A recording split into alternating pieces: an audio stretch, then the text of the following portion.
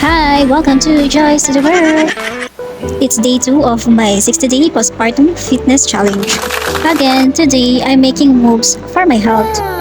Pag sinabi kong moves, kasama dyan ang pagluluto at paglilinis. Ang niluto ko nga po pala ngayon ay pork sisig. Sa tuwing magluluto nga pala ako mga baby, good na yun for 2 to 3 days.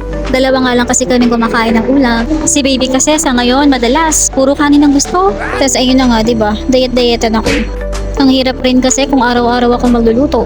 Si baby kasi gusto laging nakadikit sa akin. Gusto niya lagi kami naglalaro. So yung luto ko, masisingit ko lang kapag tulog siya. Or need ko talagang gumising ng maaga. Kaya ayun, practical para sa akin na maraming lutuin. Tapos ipipreserve ko na lang. Tapos pag nagsaing ako, isasapaw ko na lang yun sa kaldero. Pag nanay ka talaga, kailangan madiskarte ka. O diba, nanay na talaga ako. Kasi ang dadal ko, heto na naman nga po ang aking kasabihan. Today isn't about pushing hard. It's about consistency.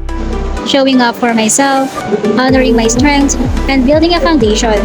Progress isn't a race. It's a series of small steps. 20 minutes nga lang pala ako nag-exercise mga baby.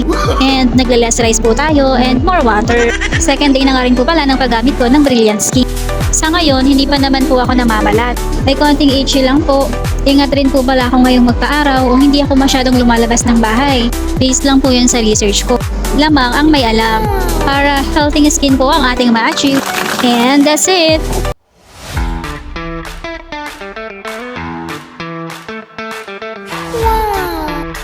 Let me know what small moves you're doing today.